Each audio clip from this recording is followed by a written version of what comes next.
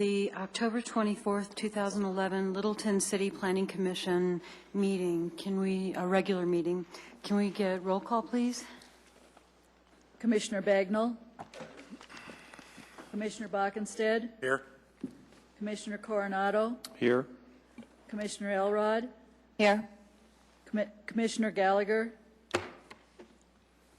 Commissioner Newfinke. Here. Commissioner Metcalf. Here. Commissioner Ranville. Here. Commissioner Samuelson. Here. You have a quorum.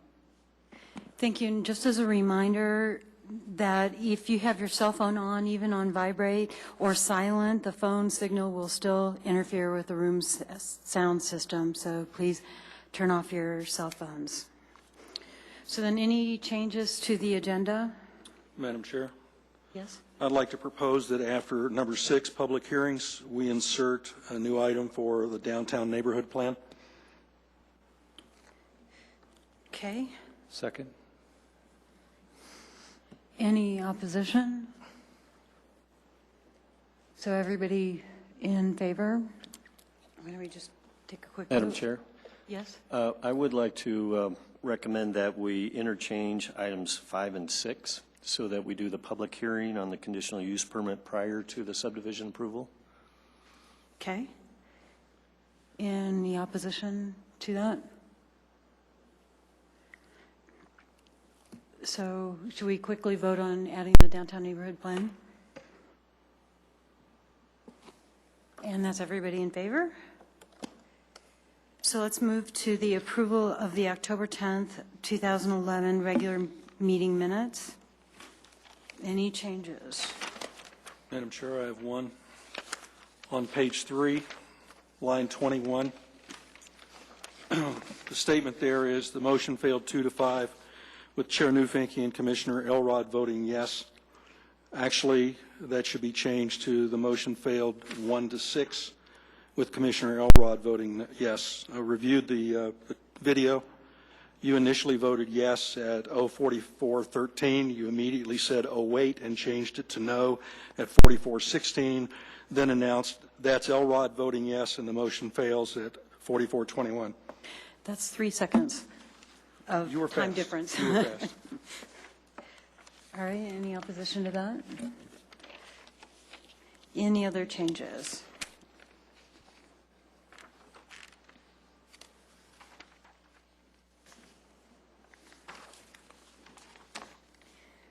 Seeing none, should we go ahead and approve this? And that is everyone in favor? I was tempted to say oh wait and change it. But Okay, that takes us to any scheduled or unscheduled appearances. Is anybody in the audience not related to the cases at hand tonight here to have any unscheduled public appearances? Anybody wish to speak to the commission? No?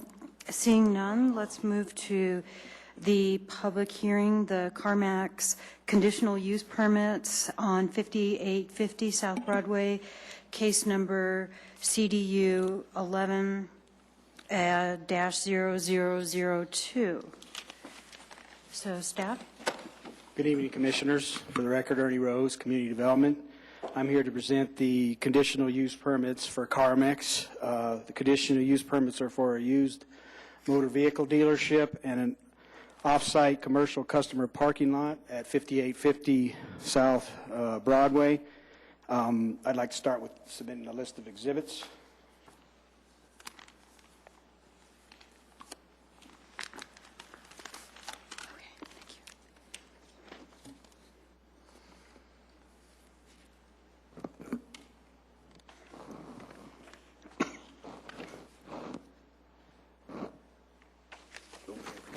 Quick.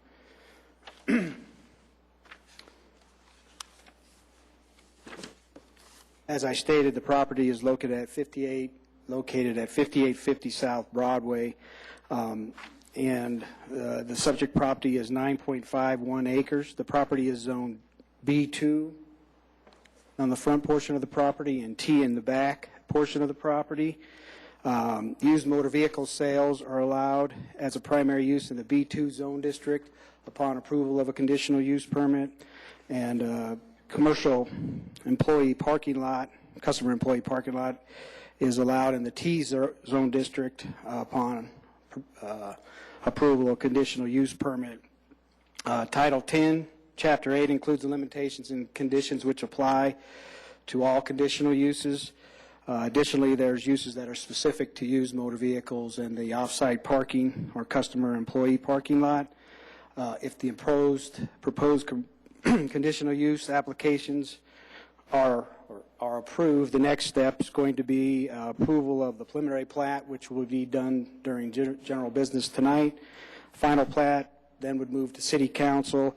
The final site development plan then is reviewed by the Development Review Committee. A little history on the property.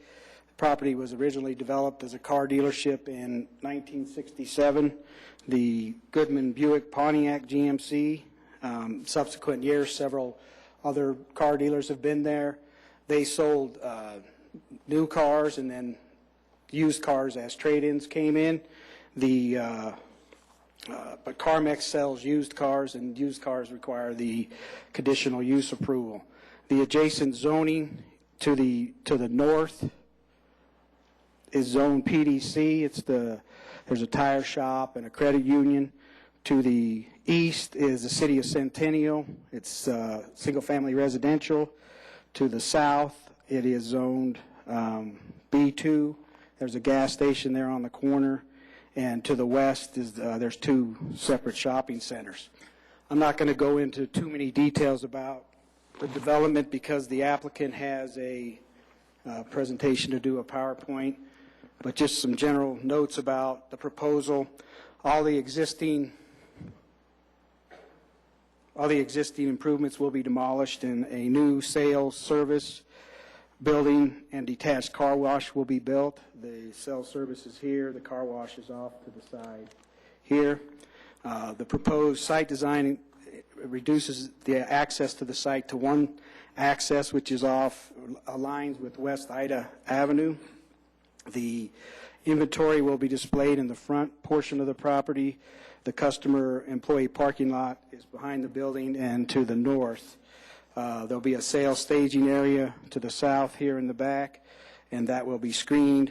Vehicle transports will unload on site, which is important. We've had issues with other dealers unloading on Broadway, which they're not supposed to do.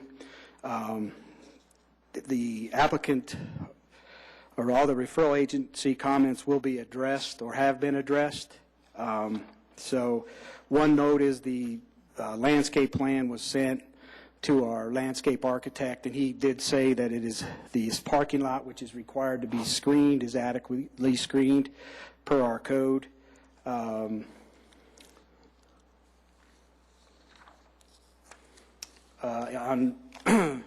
conflicts and complications, on April 5th, the applicants held a neighborhood meeting. The issues that were brought forth during that meeting were lighting, noise from the paging system, if there was going to be one, test drives, conditions of the fence at the rear, which Carmex is going to replace. It's an 8-foot fence. They're going to put in a new 8-foot fence. And then the expansion area, which is down here to the side. And Carmex is aware if they were to develop that area, they would be back in front of you to do another conditional use permit. The city code requirements, as I mentioned earlier, have requirements for all conditional uses, which on this site, when you go through those, this site is already here and has been here a number of years, and much of the things that are required in it are already set. There's no proposed size or proposed change in the size and intensity, and the required improvements will actually better protect the residential properties to the east by adding landscaping and buffer created by having the transitional zone at the back of the property. The next section talks about the use being detrimental to the health, safety, and welfare of the persons that live in the vicinity. All these sales activity and structures are located approximately 195 feet from the residential properties in the back, so they're protected with the additional landscape area here to the 30-foot landscape area. The vehicular traffic has been narrowed down to one access point where CarMax closed off 2 median access points as a part of this process. And then they are actually widening the sidewalk from 8 feet or from 5 feet to 8 feet. The site will be in compliance with all the requirements of Chapter 4, which is supplementary standards. The provisions for landscaping and screening, as mentioned earlier, this site will be getting approximately 1/3 of the site will be landscaped, which is quite a bit more than there is now. And the customer and employee parking lot will be fully screened from the residential properties to the east. The proposed lighting and signage will also meet the requirements of the code. Those will be finalized during the site plan. This proposal is not in conflict with the comp plan. The comp plan goals and policies encourages active commercial uses along Broadway, and this site was part of the Broadway corridor study that was completed in 1988 that specifies this area for automotive sales. Under the specific conditions, the applicant is required to meet a number of items. With the off-site parking lot, the parking is only allowed for employees and customers, which the lot will be. There will be no access into the residential neighborhood from this site. The only way in is the one access point off of Broadway. The parking is screened, as mentioned earlier, from the residential areas in the back. And they are going to place signs on the property which identify these as customer employee parking spaces. Under the used motor vehicle section, any lights used to arrange should be shining away from the right-of-way, which in the photometric plat it shows that that is accomplished with this process. And during the final site plan, the lighting plan will be brought into total compliance. We've had situations where, as we went along, lighting fixtures may change. They still met the requirements of the code, but we've had to make changes. So we finalized the photometric plan during the final site plan process. But per the conditional use, they do meet the requirements by not shining into the right-of-way or into the residential property to the rear. The noise requirements of 735K for loudspeakers and PA systems. CarMax does not use PA systems. With the advent of cell phones and pagers, that's how they contact their employees. They will not use display ramps, nor will and the last item is the site has to be a minimum of 3 acres, which it's 9.51 acres. In conclusion, the application proposes to operate used motor vehicle sales, operation and off-site parking lot at 5850 South Broadway. All the criteria for approval under Chapter 8 of the city's Littleton zoning ordinance, in addition to other applicable criteria of city code, have or will be met as described in the previous section of this report and the plan attached, Planning Commission Resolution 1108. With that, I'll take any questions you may have. Steve? Is the entire subject property in Littleton? Yes. Is the houses behind, is that Centennial? Yes. Okay. And they were sent a referral. Dave?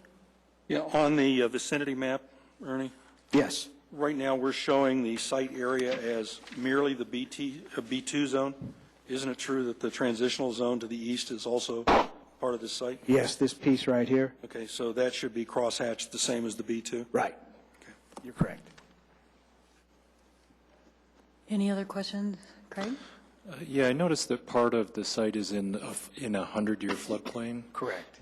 and there's restrictions placed on that for building. Is there restrictions placed on that for other types of improvements, such as stormwater or parking or anything else? Well, we actually have the city engineering staff is here, but they said that that is not an issue. You're allowed to do that above ground because that unit, underground detention is underground, and you're allowed to have that above that. It's not a structure. And he could explain it further if you need that. Any other questions? Dave? You make reference in here to city subdivision regulations requiring a 9-foot wide detached sidewalk along South Broadway. Could you give me a reference on that? Where in the ordinance? It's in the subdivision regs. That's in Title 11, I believe. 11, Chapter 6.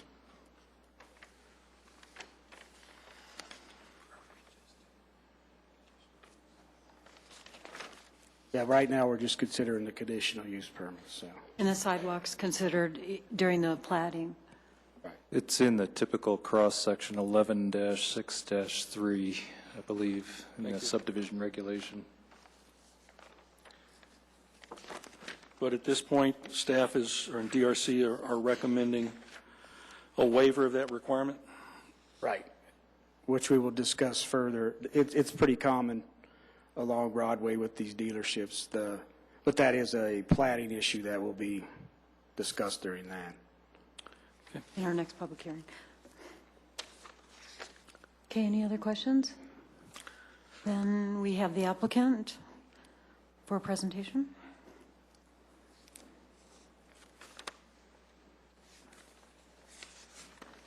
Well, thank you very much. My name is Jake Hertz. I'm with CenterPoint Integrated Solutions.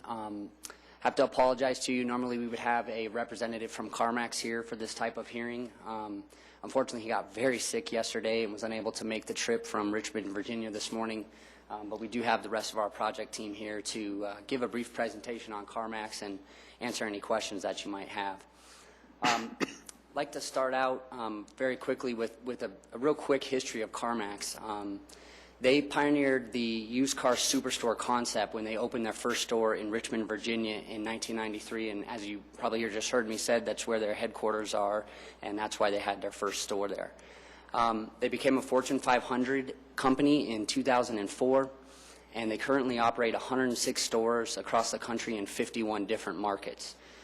They are new to the Denver area, but they're very excited about the Littleton location. It's one of probably several stores that they'll have in this market.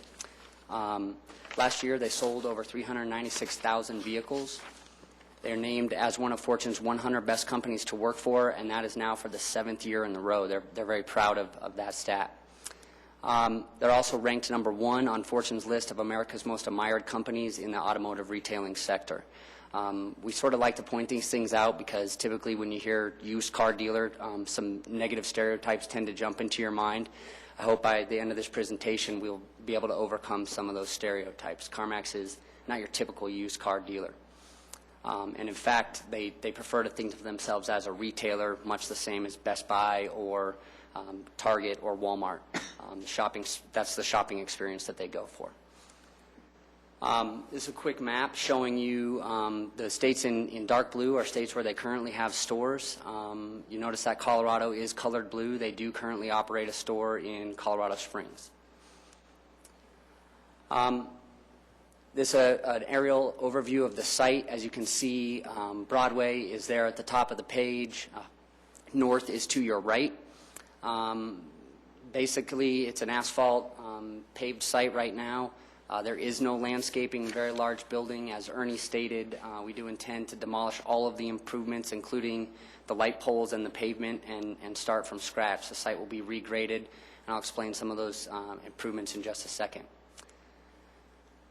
This is a conceptual illustrative of what the site plan will look like. This adds some color to the landscaping plan that's included as part of the site development package.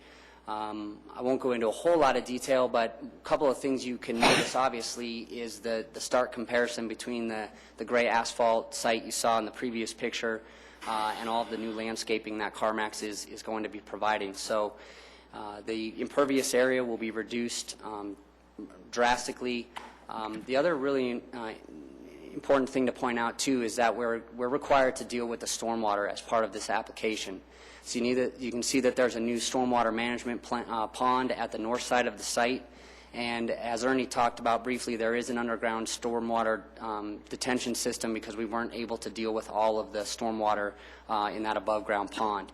Currently, all of the water that's on the site is collected in several catch inlets, and it's distributed right out into Broadway. So we're hoping this is going to be a substantial improvement for the neighborhood. I have a few elevations. I think somewhere Ernie has a materials board if you're interested in seeing it. This is CarMax's brand new, what they're calling next generation prototype. They're very excited to unveil it. They have one store under construction now, and they're hoping that Littleton will be one of the first stores where they get to showcase this new prototype. It's a CMU block building. It will either be painted two complementary earth tone colors, or it will be integrally colored block. There's metal panel, which is the white there with the glass curtain wall on the front, and then the roof is a blue standing seam metal panel. Another view of the same elevation, again incorporating the curtain wall and the service facility there. You see that on the left of the top picture. This is a prototype rendering of what they think this building is going to look like.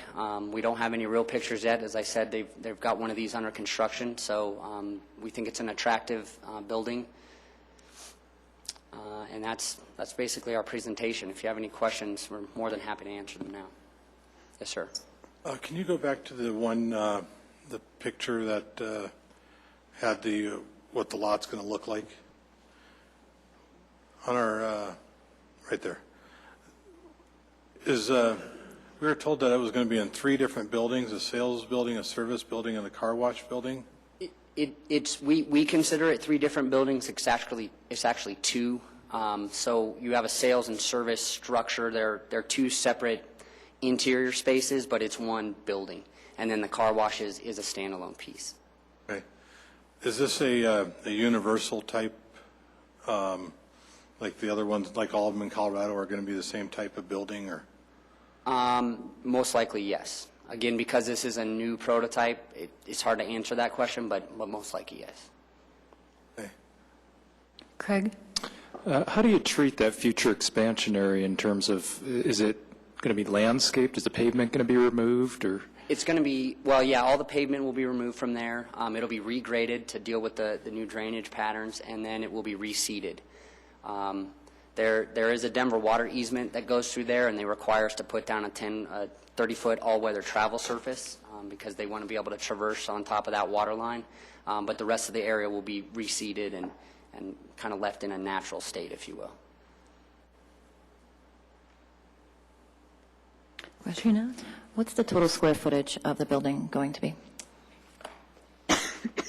Off the top of my head, I believe it's in the 22,000 square foot range, but 27,185 square feet. And it appeared to have several levels to it. How many levels or stories? It's a single-story It structure. is single-story? It has fairly high ceilings, but it is a single-story structure.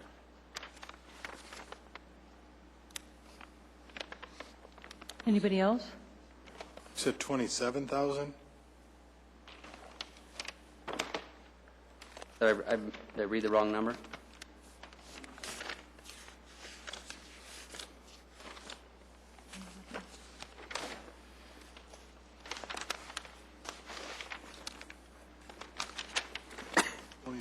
What's the 15 plus the 6? Something. What that's saying is the sales building is 15,000, plus the service building is another 6.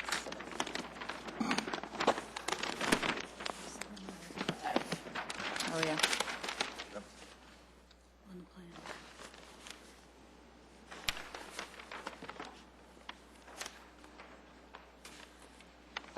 I could double check that number for you, but my plan says 27,000 square feet.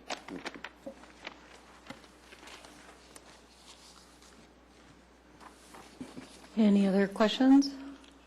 I guess that includes the 3 different areas in the one building. There's sales, service, and presentation, and then approximately 1,000 square feet for the car wash. Okay. Yeah, just our staff report says 15,364 for the sales, service is 6,150, and then 936 for the car wash. Okay. from about 22. Okay, I think that's excluding, for some reason, maybe it's an oversight, but there's approximately 4,700 square feet of what we call presentation area, which is where cars are checked in and out for service or presented to customers, kind of on the right side of that building. Is that inside the building or outside? Yes, sir, it's inside the building. There's some roll-up doors, so that the area with the service sign, below the service sign, that's the presentation area. And it's, I mean, if you've taken your car to a dealership to have it serviced, it's that kind of drive-in type area where you're kind of out of the elements, where you can talk to the service advisor. Like the service write-up area? Correct, exactly. Karina? I have one more. Is the car wash only used for CarMax, or is it open to the public? No, ma'am, it is strictly for the use of washing inventory vehicles. Any other, Jenny? I was curious about the, in the car wash area, that call out a security wall. I was just kind of curious what material that is. It's a CMU block to match the building, so Okay. it's a masonry wall, About what height? 6 feet. 6 feet.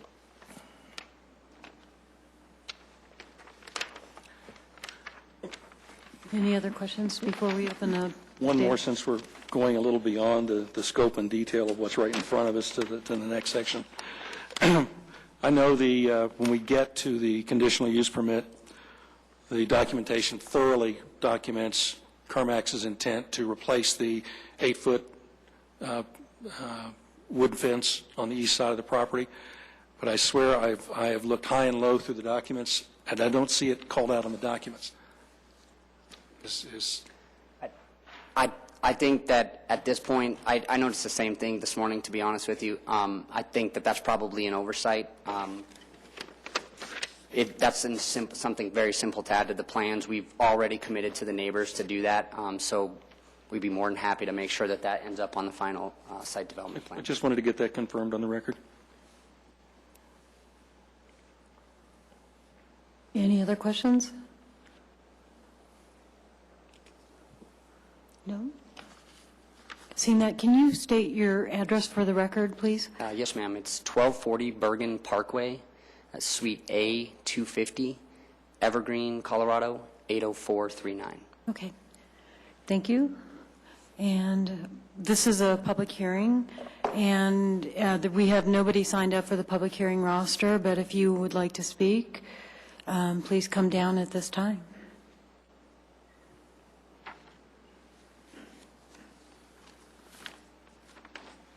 And please state your name and address for the record, too.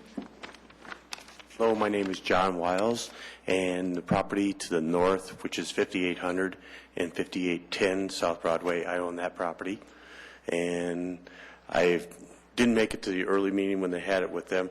My only concern, I think it'll be a great value to the community for this development to go ahead. My concern is the single entrance. We have a lot of congestion there. Has that been looked into? And we'll have staff address the comments after we're done, so. That's really my only comment to Okay. have. Thank you. Any other concerns? No other concerns. Okay, thank you. Anybody else here for the public hearing? Well, to address that access issue, we actually had them realign it. As you can see, the slight curve on the site plan, it lines up with West Ida. They are closing two median entrances on Broadway per the traffic engineer. That was what they actually requested, to close the two accesses and make it one. So that was part of their review.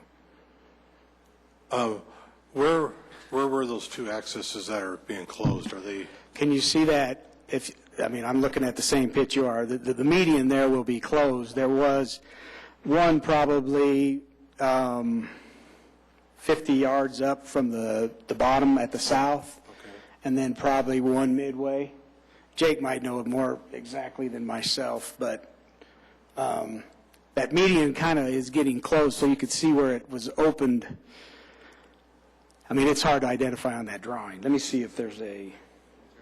Yeah. Yeah, it does.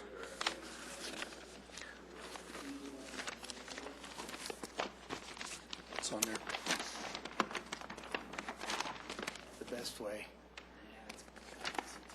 Well, you can see where the light poles split at the far south.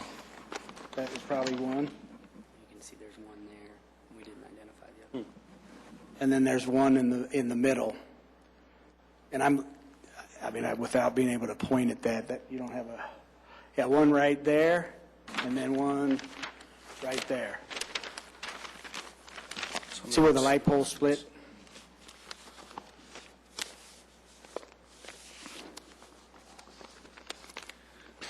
I believe it shows on the next set of documents for the conditional use as being patched in. Okay. And those are the only two right now, Ernie, that are access points right now to There that? was three, now there's going to be one. Those two will be closed, and then the one will be lined up with West Ida in that photo there, at the edge of King Soopers and then that other shopping center. You see it?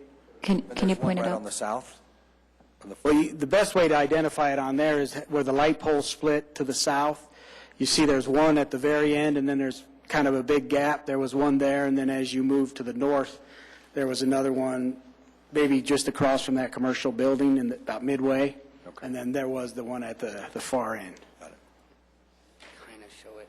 There's here, and then the other one goes Yeah, down okay. here. This might, if he could pull this up, I don't know if we can do that with that.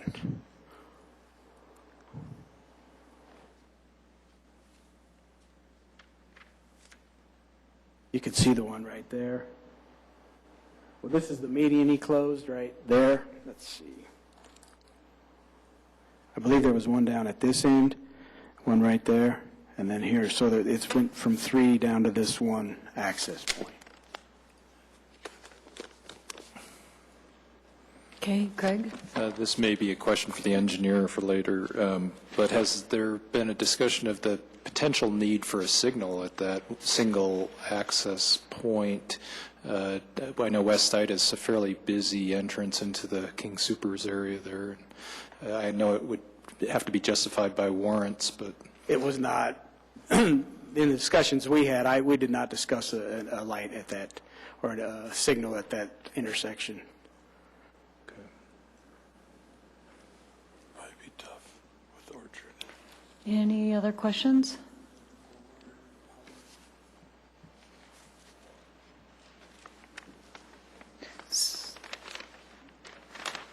I do, sorry, Ernie, I do have a follow-up question for you. So were there any traffic studies done around this and the impact to traffic in this area with the closing off of the two? Well, actually, I said our traffic engineer, Tim Weaver, he actually encouraged them to close that, and, maybe Jake can explain it further. He was in those discussions with them, and but I don't believe there was a traffic study done.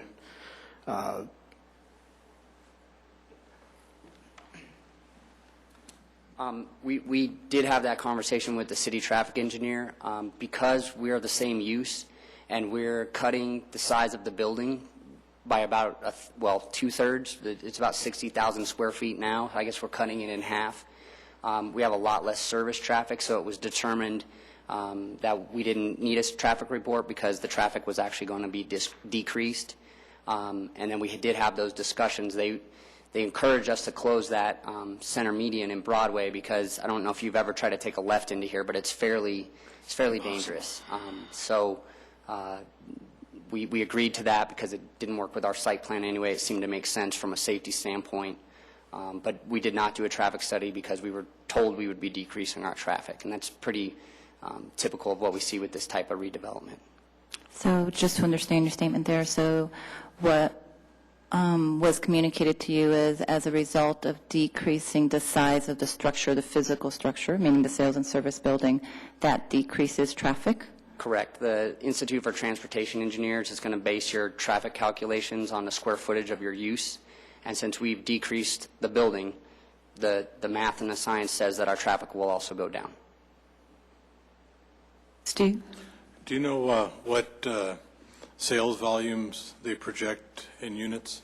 I don't. They don't usually make that public information.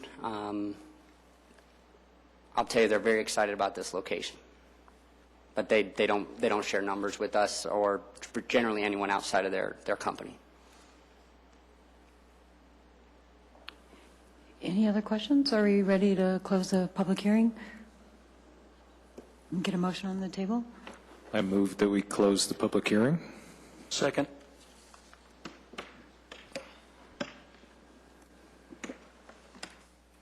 That is everyone in favor? Sorry. Okay. Discussion.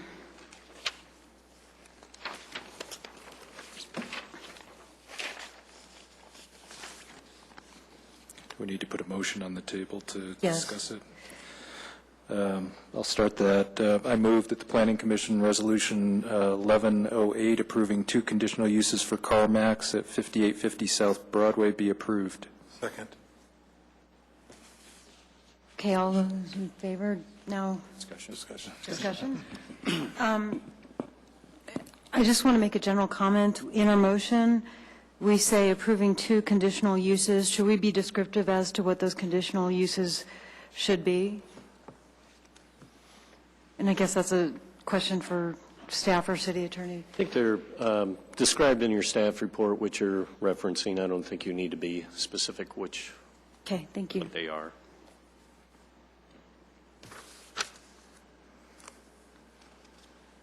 Any comments, concerns?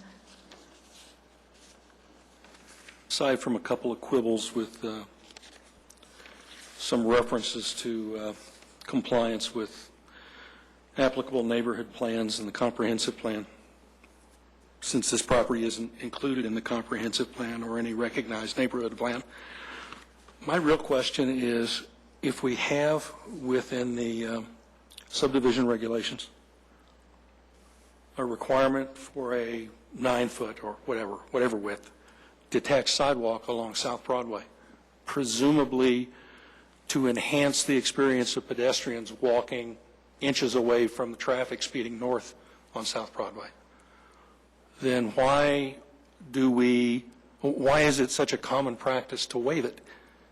I mean, in this case, if there were a hardship, a difficulty in getting in a detached sidewalk against the parking area and the display area, the functional part of the site, I could understand it. But the owner is already committed to removing the sidewalk that's there, so there's going to be new construction anyway. So why just say we're going to waive it? No compelling reason. And we should address that when we deal with a plat, as opposed to dealing with a conditional use here. I did it again, didn't I? Okay. Any? Matt, nothing? Oh, Jenny, sorry. Well, I appreciate the effort of CarMax of going ahead and doing a neighborhood meeting to at least work through some of those concerns prior to the public hearing. And I'm familiar with having driven by this site, that the site improvements, I think, are going to benefit.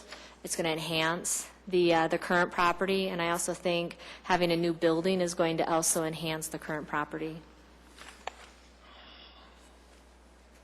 Any other comments? Guess Craig? I'm not saying anything new. I happened to be at the site yesterday just to take a look at it, and I think when the applicant said there's virtually zero landscape out there, I mean, there's nothing. It's all paved, and so I see a huge improvement in the site, and look forward to seeing it done. Anything else? Dave? I just want a clarification here. So all the detailed documents showing where the sidewalk, the landscaping, and everything else is going was submitted under the conditional use permits. So we're saying we're approving that, and we'll only discuss the question of the sidewalk under the preliminary plat? What am I missing here? Well, the conditional uses are uses that are allowed if you meet the criteria for the conditional use. That sidewalk is a platting issue or a final site development issue. So the conditional uses have to be approved before we get into the platting issue. So really, the only conditional use that we're talking about is the employee and client or customer parking on the transitional zone section, Used car sales. and the used car sales as opposed to new car sales, right? Two conditional Okay. uses that, So all the details of the plan and the building and all that sort of thing, under the conditional use application, really well, don't it mean a whole lot. details how it's outside of the T district where the building is. I mean, it demonstrates how they're in compliance is what it does. Okay. Any other discussion? Are we ready to vote? I don't want to sound stubborn, but on page 2 where the city engineer notes that the city subdivision requirements require a 9-foot detached sidewalk, even though it's included in the documentation, it has nothing to do with the conditional use permit. It's a bit distracting. Thank you. Are we ready to vote? Sorry, I'm trying to go a little bit slower on the trigger here. So all those in favor? And that is everyone in favor? So that takes us to the CarMax subdivision preliminary plat, 5850 South Broadway, case number MAJ 11-0001. Ernie? Okay, so since I won't go over all the same information, we can go right into the reason the property has to be platted is that the requirements for platting came in after this property was developed, so it sits unplatted, so it's required to be platted before a building permit can be issued. This is where we discuss issues like Dave brought up, and as you know, the building is going to be destroyed or demolished. In the waivers to the regulations, the city code requires a 9-foot detached sidewalk along South Broadway because it's a major arterial street. In this case, the Development Review Committee recommends the waiver be granted to allow an 8-foot attached sidewalk, which is consistent with newer sidewalk installations along Broadway. This will be actually wider than most, at 8 feet, than some of the others we've had. The city subdivision regulations state the council may waive or modify the requirements of these regulations if the waiver or modification meets the criteria stipulated in 11-6-6, which you guys were given a copy of. I might see if the engineer wants to come up and talk about the sidewalk, if that's what we're focusing on right now.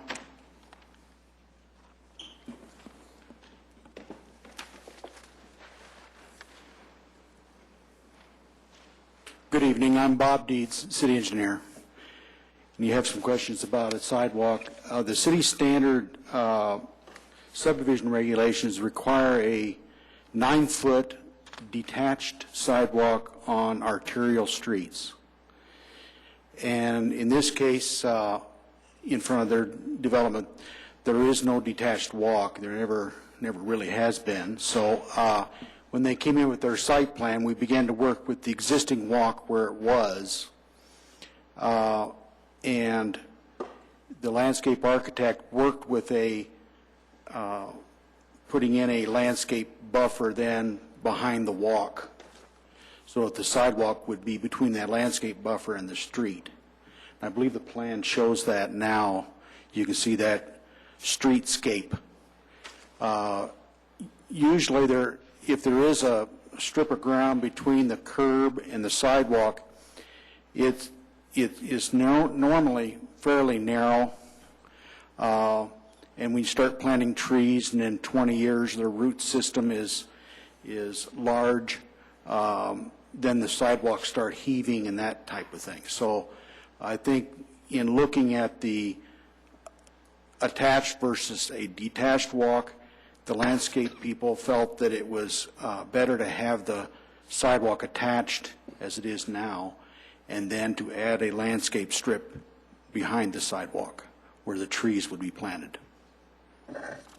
You can see on the site plan there that they have trees coming down here on Broadway on the Broadway frontage. Spaced, I think, about 35 feet apart. And then shrubbery against their parking area to screen the front of the vehicles. So you're going to have lawn, shrubbery, and trees right along that same area. Craig, go ahead, Okay. and then Steve. Oh, sorry. Question for you. So the existing streetlight poles on that side of Broadway are 4 or 5 feet off the curb. No, Are they they're going to not. be moved? No, they're not. They're 7 feet off the curb. So they're still in the 8-foot wide sidewalk? Yes, And there's enough space there. We normally look for a minimum of 4. We like to see 5, but a minimum of 4 feet separation between obstructions in the sidewalk. So if we have the curb, we would say at least have 4-foot separation for that pole. In this case, the existing poles are 7 feet behind the curb. So there's going to be 7 feet of walk. There's only, I think, 2 street lights along there. Three, I was Three. counting them. Steve? Do you happen to know on how wide the sidewalk is up at the McDonald dealerships and Mitsubishi up there? Those are 5 feet and 4 feet. So this is quite a bit wider. Yes, And they're attached also. they're attached. Yes. One of the problems we have is snow removal. If you put a sidewalk 5 feet wide right at the back of the curb, when the snow plow comes down, they're going to throw snow right on that sidewalk. The property owner is required to clear the snow, so they're going to pull the snow back onto their site, but not, if you have trees and shrubs there, they really get beat up with the snow plows going by.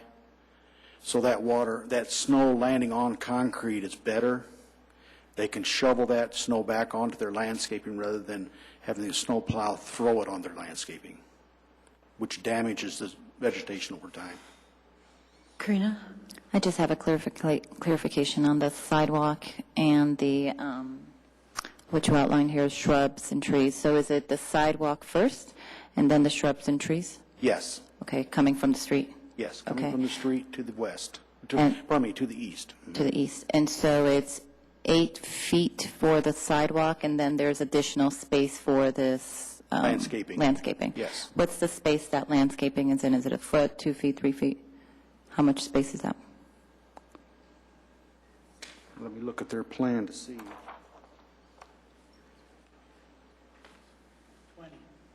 20 feet, did I hear back?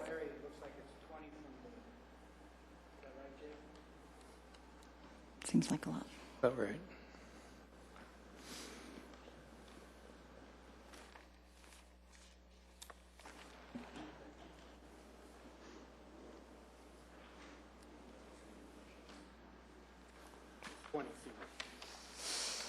From a reliable source, Ernie. So 20 feet says in 20 total, feet. that includes the sidewalk plus the landscaping? Yeah. So 12 feet then. Kurt?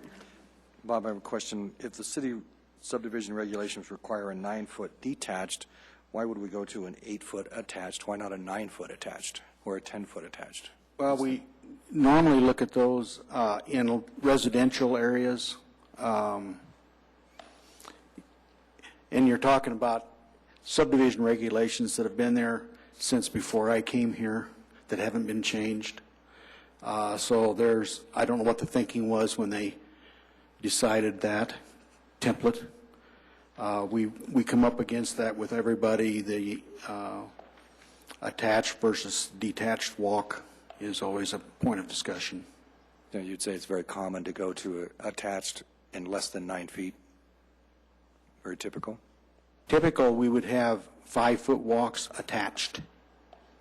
In this case, we're talking about almost 8 feet of walk attached.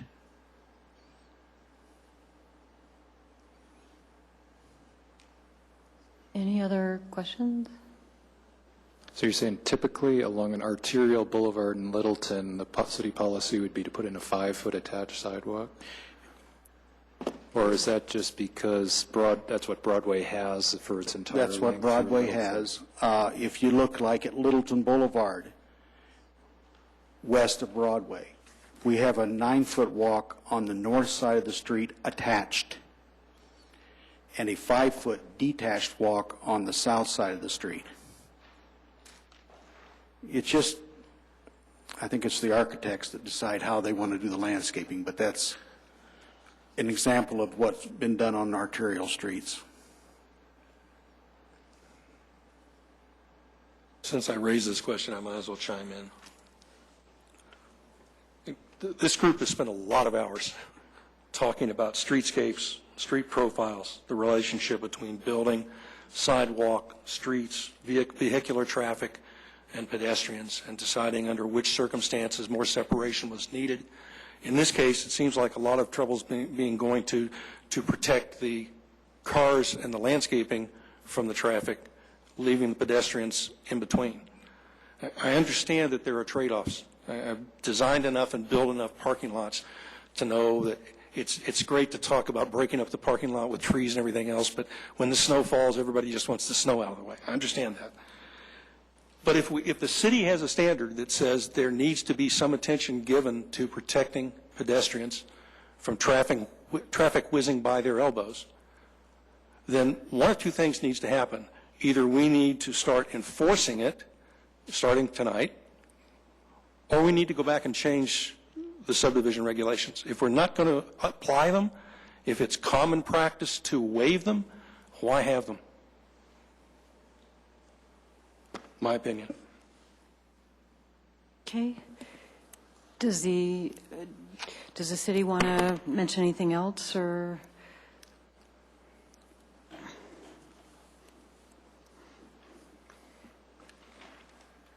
Just the fact that we support the staff finds that the preliminary plat for Carmack subdivision conforms to the requirements of the zoning ordinance and the city subdivision regulations. Therefore, staff recommends approval of the preliminary plat and supports the requested waiver.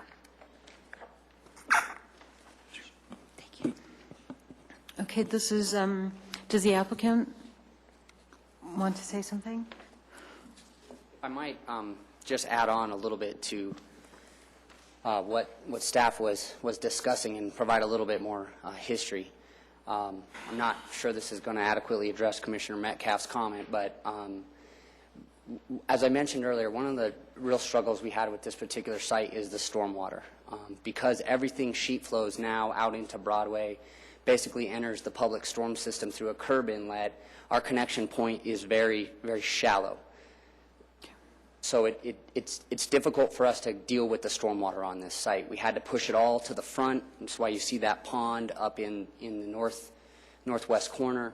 It's why we've added a very expensive underground detention system in the sales lot. One of the features where we're dealing with our stormwater is that swale, that landscape area. It's actually about 17 feet behind the sidewalk, between the back of sidewalk and the parking lot. We're getting a lot of credit for our stormwater in there.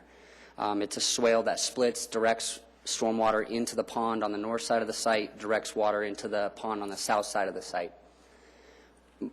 One of the things we discussed with staff is putting in that 9-foot sidewalk. I don't want anybody to get the impression it was dismissed easily, because we did have quite a few discussions about it. Trying to deal with that swale on the street side of that sidewalk is problematic. We have to get that water under the sidewalk, and we have to get it back under the sidewalk before we can put it into our storm system. We talked about that extensively. We looked at different options, and basically what it came down to was we were going to have to take the entire site and push it backwards in order to make everything work. One of the very unique things we're dealing with on this particular property is the division between the B2 zone district and the T zone district. We cannot push our building, our staging area, our sales display parking any further back than we have it now because of that transitional zone. We knew that when we got into the project. Again, we discussed that at length with staff, and all of those things sort of played into it. The landscape architect for the city recommending that the landscaping worked better on the other side of the walk anyway. But all of those things kind of played into that decision. So a little bit more history I'm more than happy to answer any other questions on that. Steve? Are we dealing with any oil, soil contaminations in the service area? Or? No, actually. When we did a lot of investigation on that. In fact, just last week, we just completed the removal of 2 undocumented 4,000-gallon, they turned out to be petroleum tanks on the property, and there is no soil contamination. Okay. The pumps are going to have for the refueling, are those going to be underground or above ground tanks? The fuel tank will be underground. The pump is actually an above ground pump, similar to what you'd see at a gas station on the side of the car wash in the secure staging area. Okay. So service department, the oil was clean, or the soil was clean under there? Yes, sir. Good. Craig? So just to make sure I heard you right, on the space, the landscape space between the back of the sidewalk and the curb and the parking area, you need that full width to convey stormwater to both the north side and the south side of the site? That's correct. Okay. We get some stormwater quality credits because that stormwater that flows off of the sales parking lot, just coming off the asphalt, kind of percolates through that swale into both of those stormwater quality systems. And it has allowed us, I think, to develop the site as you see it today. Without getting into the details, that was a major constraint on this particular project. We did not have a lot of options. Okay. Any other questions? Dave? Just to follow up on Steve's question, so the tank's underground. Yes, sir. Where you're dispensing fuel, is there a containment barrier around that? Yes, sir. Curb, some Yes, sir. sort? Yes, sir. Any other questions? Let me just ask a quick question. Because it's an item of general business, we don't have a public hearing, do we? No. Okay. So do we have a motion?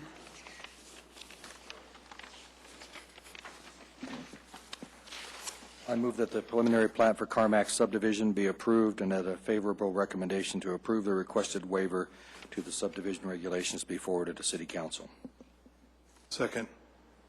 Okay, it's been moved and seconded. Discussion? It's still the sidewalks. I want to say that CarMax has gone to great lengths to produce a quality project on a site that needs the improvements, taken into consideration buffers with the residential neighborhood behind it, considered the floodplain concerns very well. I eagerly look forward to seeing the project go forward. My problem is really the whole question of what the city intends to stand for and enforce on things like pedestrian safety and comfort. We're either going to do it or we're not.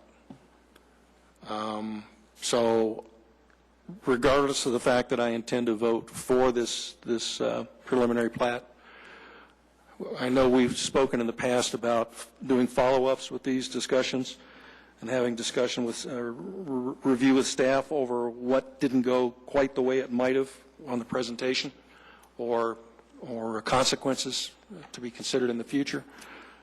I want to insist that we take up this issue again before it comes up on another issue, another application. Okay, thank you. Any other comments? Craig? I kind of echo Dave's sentiments on the sidewalk. I see it both from a pedestrian safety, especially so close to Littleton High School, where, I think as a city, as the public, as the commission, we're looking for opportunities to make the streetscape better and safer. I also see it all from the context-sensitive design approach, which is a way of looking at what's around it. And certainly, I drove the whole length of Broadway, and there's a fairly consistent attached sidewalk treatment. But you do have to start somewhere, and it's also not fair to penalize a redeveloper that's doing a vast improvement on a project. But we need to figure out a way to incorporate the goals of both the comp plan and the subdivision regulations to see how we can incrementally improve these streets. I am concerned about the sidewalks or the streetlights being in the sidewalk itself. It reduces the effective width of it at certain locations, and it looks kind of silly. You know, I appreciate the fact that the landscape architect in the review the first time did suggest separating the sidewalk, and a compromise solution was achieved. And I intend to vote for this, but I'm just expressing my concern about this. Steve? In the past, I've worked at the McDonald Auto Group, and our employee parking there was 3 blocks up the street, and so I'm very familiar with walking up the 5-foot wide attached sidewalk there a couple times a day, and it's a very comfortable walk along Broadway with the 5-foot wide sidewalk. So I don't have much of an issue with the 8-foot wide. You know, realizing that it's going to be wider down there than it is just a few blocks to the south. I'll be voting in favor of it also. Right now I'm a parts manager at one of the dealerships on 104th. We've got a couple of empty dealership sites up there right now, and CarMax has actually taken over the one right next door to where I work right now. They're doing the demolishing of it right now. And the concern that I would have if it didn't pass this is this property turning into more blight. So, Any other comments? Are we ready to vote? Oh, Jenny, I'm sorry. And I do support in further discussing this issue with the sidewalks at our next meeting.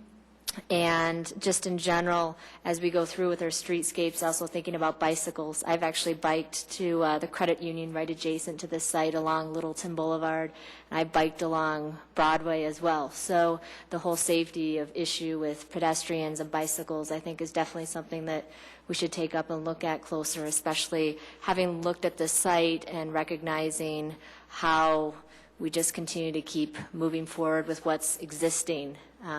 And so I think it's worthwhile for us to look at this further at our next study session. Okay, any other comments? We ready to vote? All those in favor? It is unanimous. Okay. Thank you. And that takes us to the downtown neighborhood plan, and Kurt unfortunately has to leave us. So Matt, if you want to come up here.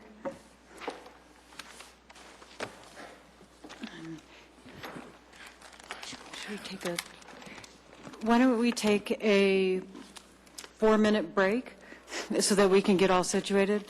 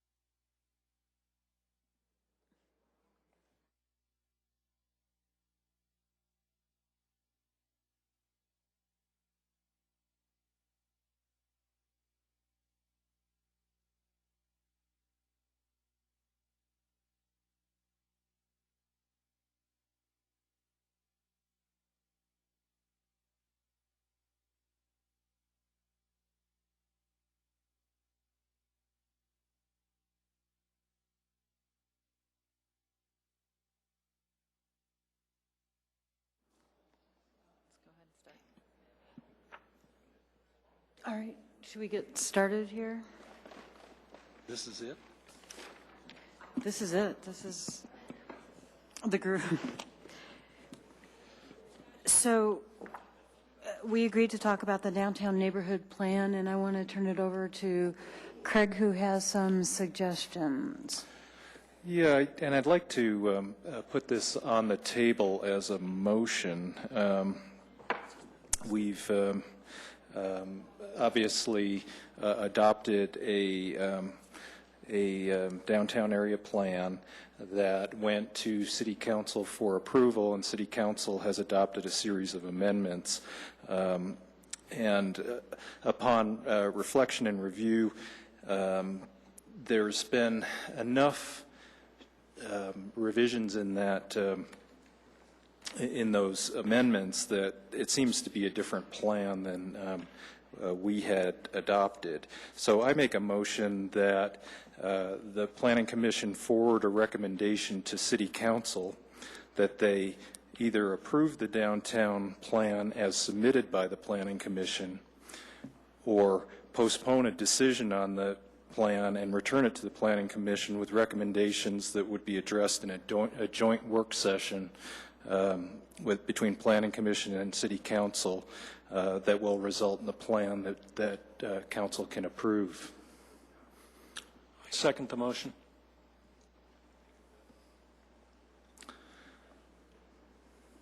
So I've already said my reasoning for that.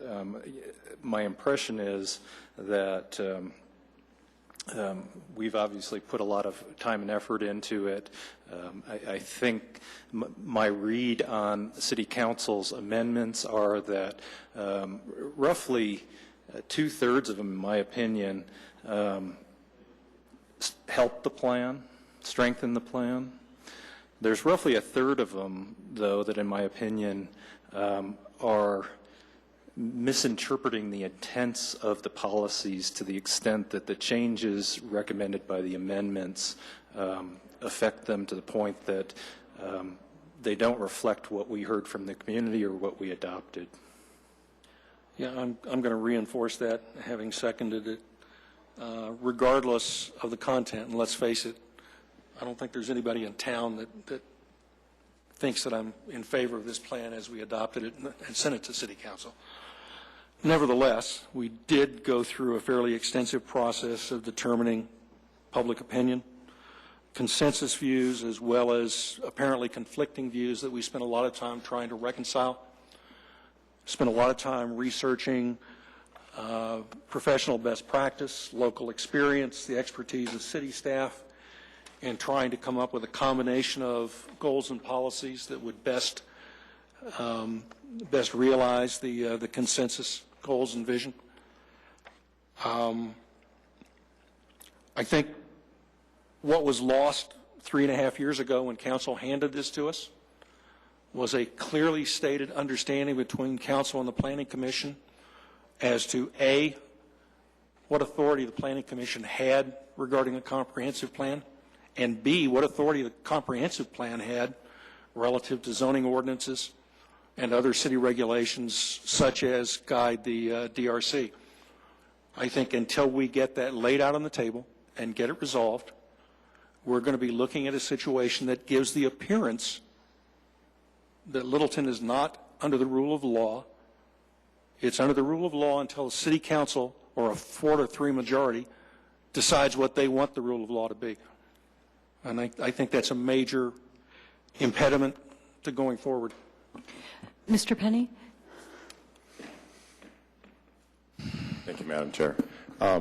So if I may relate it to the motion on the table, I would, I think, recommend that rather than having an or in there, because I think it's pretty clear if you participated either in the study session or watched or listened to the motion. I believe there are 42 motions made, albeit a lot of them were grammatical changes.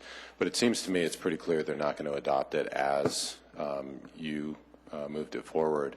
And so I think if there is a request by the Planning Commission, it's probably better stated in a more affirmative action of having a joint study session with the council. So just a suggestion in terms of that motion, because I think you're giving them an or that's not a realistic situation, and so you might as well clarify that. And then it is my understanding that this, and realize I'm coming in at the 11th hour and probably 11:59 as a matter of fact, but it appears that this body wants to get this adopted. And their last meeting, realistically, because the mayor is going to be out of town on November 15th, will be November 1st. And so if the council were to be interested in a joint work session with the Planning Commission, that would probably have to occur on November 1st. And so I'm jumping a little bit ahead here. So if that motion on the table were to be approved, I would talk to the mayor and the rest of the council about seeing if we could get an hour plus or minus on November 1st. So I'd want everybody to check their schedule so I could move forward with seeing what number of you could be there on November 1st. So just some comments, Madam Chair. Thank you. Okay. Well, that's real good input. Thank you. And I think the reason that we had the or in there was not knowing that, actually assuming that City Council would want to act on this prior to a new City Council coming into place, and not knowing if that joint session could happen before that date. So there is an alternative to approve it as is. That said, I could agree to an amendment to the motion that would ask for a joint session as soon as possible. I concur, but anybody who thinks this can be resolved in 1 hour on November 1st hasn't been around here long. Sorry, Mike. The very purpose and authority of ComPlan is a question here. The authority of Planning Commission as opposed to City Council is at issue here. The content becomes relatively secondary, although after all the hours we spent talking about sidewalk and street profiles, to have somebody at the last minute say, oh, gee, as long as we're going to insist on 5-foot sidewalks, let's make sure they're all detached. I want to see you sell that to a businessman on Main Street. Okay? There's been too much haste put into trying to make changes, and it can't be resolved in 1 hour. Michael, can you come You're to just the a messenger. And I should, since we're on tape, Michael Penny, Littleton City Manager. And I use an hour in a very loose term because I would work with the mayor on what the appropriate level of time. The point was understanding that we have one meeting potentially if this council desires to approve it under their watch. And so whatever that time is necessary, I'd work with him. The question really to you all is, are you available on that day earlier than 7 o'clock? And if so, if the majority of you are, I would go to work on working with the mayor on what that timing is. I will tell you that I would want to focus that conversation not on the legal procedural components of it, understanding that it's certainly a concern that's out there. It's probably more relative on a larger scale as we move forward with other projects, but we do have a city attorney who can advise the council and you all on that.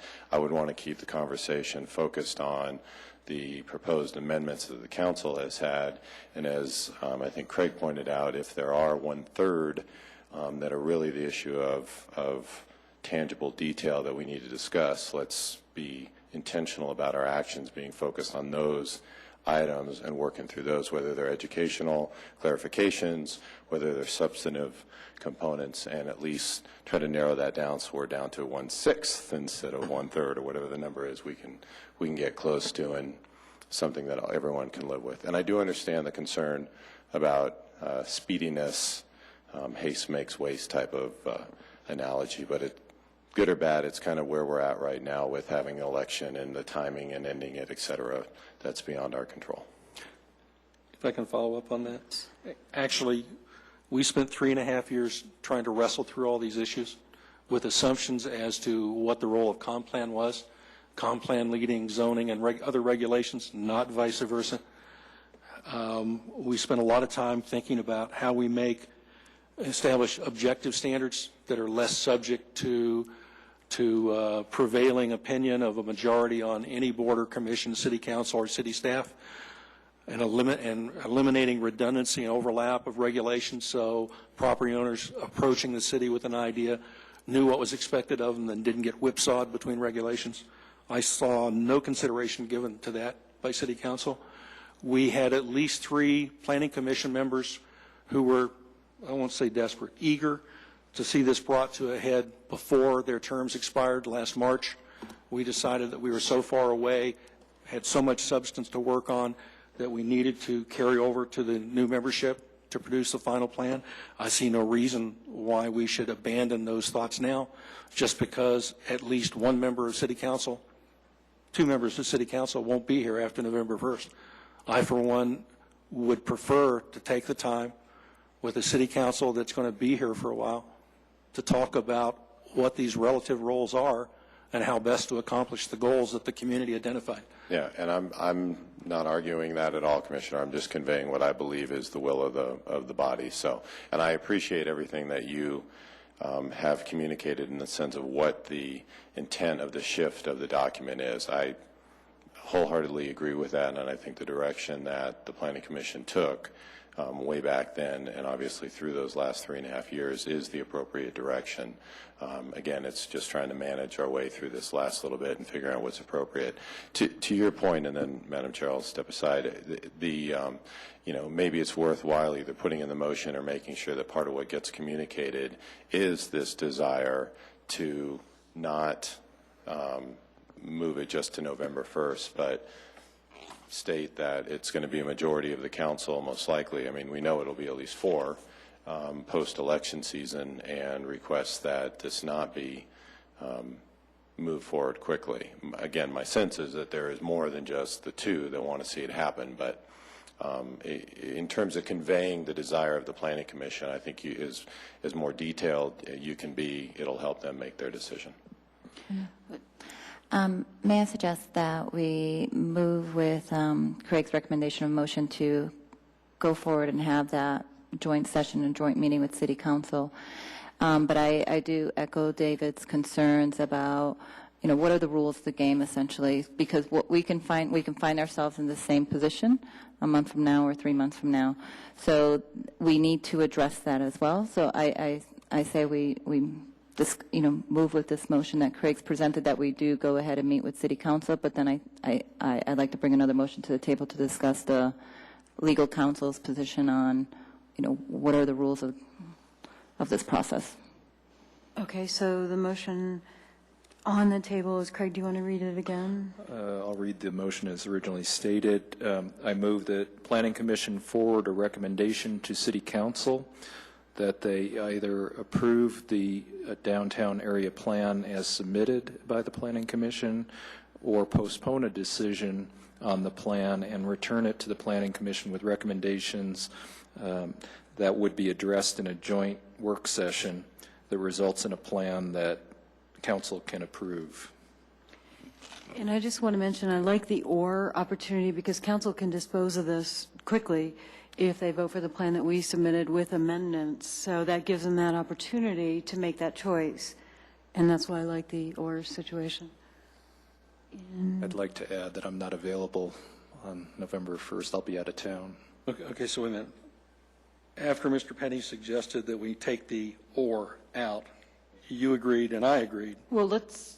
But he left it in. No. It was... Oh, yeah. No, as stated, the motion had the either-or. Okay? Right. Subsequent discussion led to Craig withdrawing. No, he didn't withdraw. You didn't... No, I just said I could support that, but I did not actually Excuse me. withdraw it, As so- we normally go with motions, if the person making the motion and the person who seconded it agrees to an amendment, that's amended. And we didn't get to that point. No, Well, Because we didn't ask you if you agreed. well, yeah, and I said I And, agreed. and we didn't get a formal motion. All right. so the motion on the table stands. Yeah. Do we want to go ahead and vote for on that motion? I still think, I agree with Mr. Penny. I think it's a bad idea at this point. And for one thing, it sounds petty. It sounds like we either get our way or we Well, think we you're can wrong. talk about the timeframes after we vote on the, Timeframes are separate. yeah, we can do that separately. I mean, essentially what we're saying is either vote for our plan or don't vote for anything, our way or the highway. And I don't think that's what we're meaning. That's not the intent, but. I know that's not the intent, but that's how it could come across. So to represent that more accurately, then I think it would be approve, not approve, or motion for further discussion is essentially gives all of the above options. So to your point, David, it's not about our plan or the highway. It's you either approve it, don't approve it, or we have further discussions, which happens if you don't approve it, right? Which is what It's we would semantics. prefer. So that's an amendment to the main motion? Do we have a? Sure. I would suggest an amendment to add not approve in addition. As an option. Or if Craig is feeling really ambitious and that like he can write fast, we could withdraw the original motion and we could restate That's what I was one. thinking. I thought that's where you were going. Let me withdraw that motion. Then, do you agree, Dave? Yes. Okay. Okay. All right. All right, let me see if I can craft this motion as I go here. I move that the Planning Commission forward a recommendation to City Council that they approve the downtown area plan as submitted, not approve it as submitted, or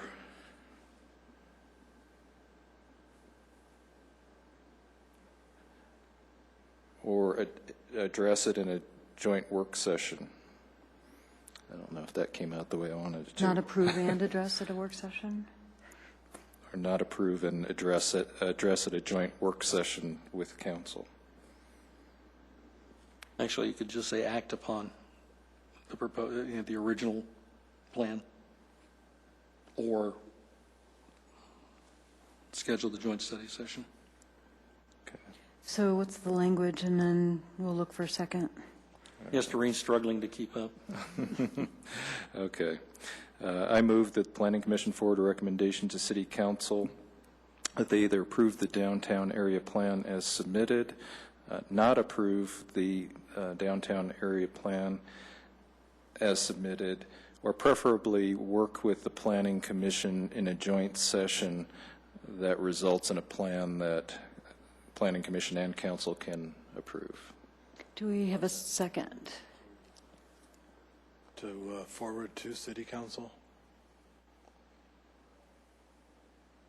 The first sentence, first part. To forward a recommendation to City Council, that we forward a recommendation to City Council.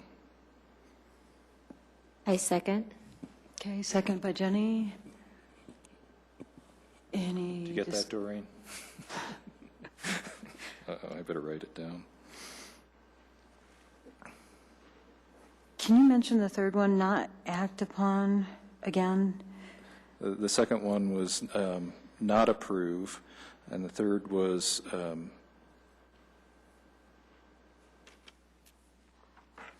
forward recommendations back to the Planning Commission. No, that wasn't it. Not approve and forward recommendations back to the Planning Commission? I heard, or preferably work with a joint work session. I like the, or preferably, that you had in your original motion. Was that correct? You had? Yeah, preferably work with council in a joint work session that results in a plan that council can approve, that Planning Commission and council can approve.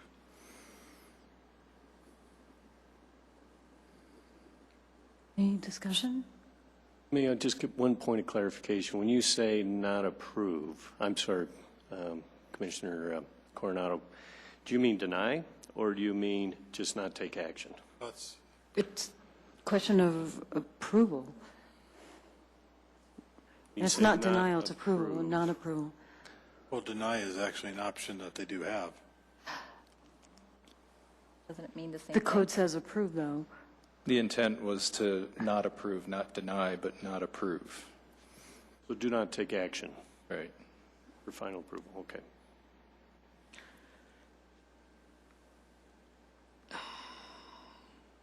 Any other? I've got a rewording I'd like to propose, but I'm not sure it's going to get us where we want to be. I'm just trying. Wait, did we had a second with Jenny, sorry. Yeah, sorry. Yeah. If instead what we said was, we recommend to council that rather than ratifying the downtown neighborhood plan as currently revised, council postpone final action pending a joint work session between council and planning commission to resolve differences in content and clarify the relative roles and authority of ComPlan, city ordinances, and other city regulations regarding future development. Isn't that really what we're trying to get to? The first half of that, yes. Yeah, and I'm thinking that the second half is something that we Second need to motion. have a lot more discussion regarding, and recommendations from staff, and, I mean, because that's a big topic. Then cut it off at resolve differences. Right. I think that says it exactly, very concisely. But can you read that again, David, and stop it before? Planning Commission recommends to City Council that rather than ratifying the downtown neighborhood plan as currently revised, council postpone final action pending a joint work session between council and Planning Commission to resolve differences. Okay. And Jenny, do you? No, go ahead. I would need to withdraw my original motion. Yes, you would. Jenny, would you agree to that? Second. Okay. Okay, now, Okay, then I'll offer that as a motion. and do we have a Second. second? Okay. Any discussion on that? Should we vote? Ready? All those in favor? And that is unanimous. And now, I guess one of the issues on the table is timeframe. Did we, Jenny? I guess one of the things I worry a little bit about is we've already received so many comments from City Council that the longer it goes, that having new members come into reviewing this document, that we may have even more comments. So I would vote to see if we could potentially look at November 1st as an option first and see if we can keep moving this forward. I think it's fresh in our mind right now, and I think it's fresh in council's mind as well. If we postpone it further, I think we may lose some of that momentum. What do you guys think? I agree. I think we continue moving as fast as we can. That doesn't mean that it has to be done on November 1st, but I think we continue to expedite the process. Unless they, of course, approve the plan. Any other comments? So should we have a motion on the table to instruct the city to seek a meeting with City Council on the 1st of November? Yes. Jennifer Ranville, I motion that we look at the downtown neighborhood plan as soon as council is able to schedule a meeting, a joint session with Planning Commission. That works. Do we have a Second. Any discussion? I'm going to stand by my previous statements. This is too important, given that this is the first part of a fairly lengthy process to update the comp plan for the entire community. It would be precipitous to launch into that based on objections from a city council that, as of November 2nd, will be constituted differently. If we're going to lay out an understanding of what the comp plan is about and how to go about creating it, we need to have that with some idea that there's a joint understanding between council and planning commission as to what we're about. Well, and to me, I think that we'll have that opportunity with a fresh new council, and I hate the word fresh, but a new council, to be able to address those issues, both potentially by ordinance and also by process. So I think we've got a tremendous opportunity to improve the process, but it's probably not going to happen on the 1st of May. I don't, why, we're not suggesting that we're changing a process. What I'm hearing is we're just needing clarification of a process that should already exist and had been established 3 years ago. Council, through some of its revisions, has already changed the assumptions that we've made for the last 3.5 years, that the comprehensive plan played a more important role in future development and the vision for future development in Littleton than what is currently in the zoning ordinance or in other city regulations like downtown Littleton design standards and guidelines. They took away anything we try to do as far as a finite plan for implementation and just said, well, implementation is going to vary with resources. Well, we knew that, but we were at least trying to lay out a plan to do it. I think anything substantive that we try to do in this plan has run afoul of a misunderstanding between Planning Commission and City Council as to what the comprehensive plan is supposed to do. So my point on that, and I come back to legal counsel on this, I don't understand why there is a misunderstanding. This should be, to me, obviously new to Planning Commission as well, but it should have been black and white of what the role and responsibility of the Planning Commission was in the development of this downtown plan and how it integrated with the comp plan and then City Council's role in that. So to me, it should have been black and white, so it's sounding like it has not. It is not.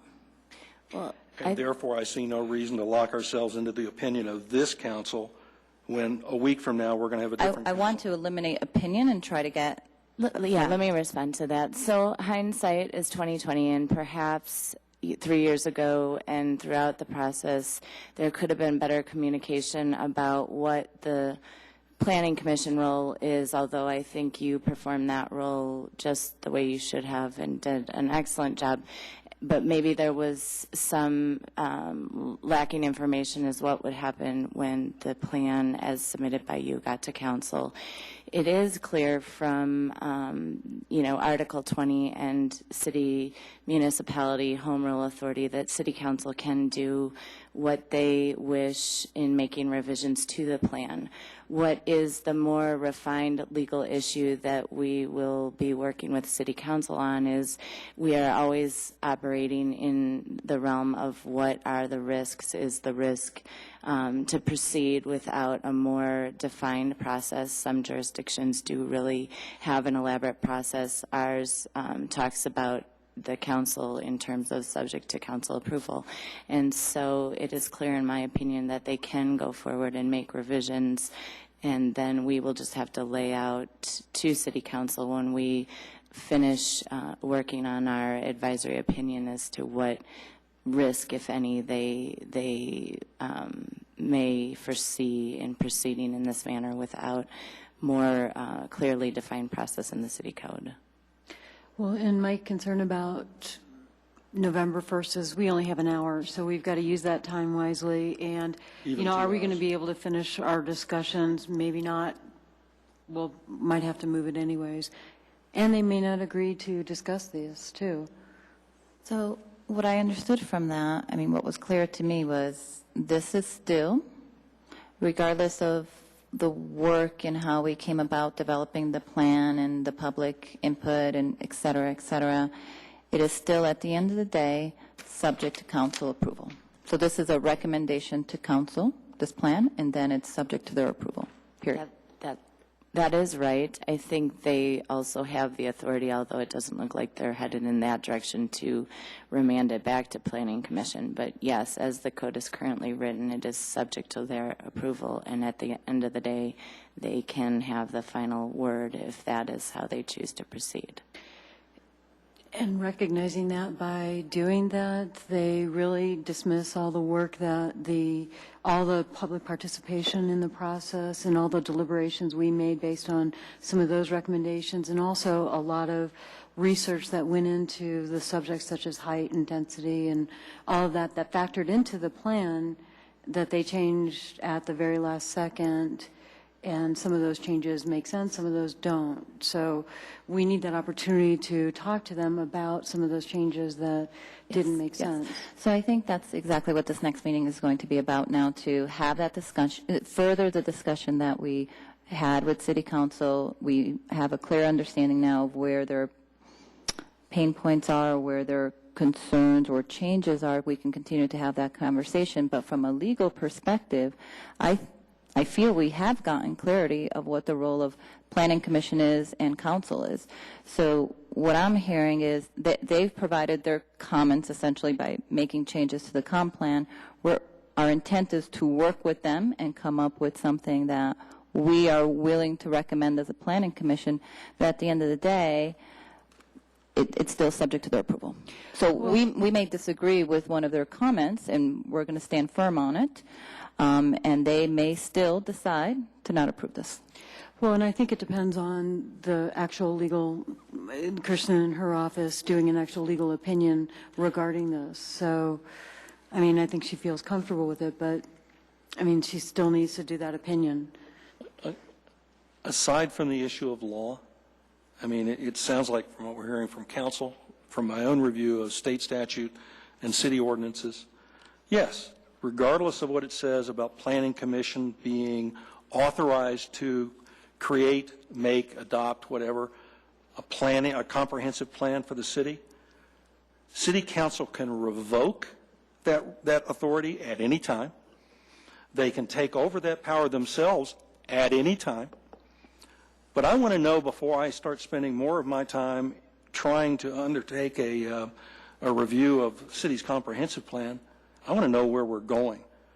And if we're going to slave away for 3.5 years trying to come up with substantive, objective, rationally determined means of achieving the goals that the community has identified to us, only to have city council in one meeting and then a second say, no, we don't think so. I want to know that right now, because I won't be here for the next round of comp plan. I will not be here under those circumstances. It's a waste of time. We're a charade. It does not say that we will recommend. That's not what city ordinance says. If city council wants to change that and say recommend, they can do that like other communities up and down the Front Range have done, perfectly within their rights. I'm not arguing that. That's not the issue. The issue is what we're here for. The issue is, what does comprehensive plans say? I'm beginning to understand why past councils have totally ignored the comprehensive plan in considering issues that have come before them. They do it based on what that particular group wants at that particular time, which is totally contrary to what we said to the community we were going to do in trying to eliminate that kind of relativity and personal bias.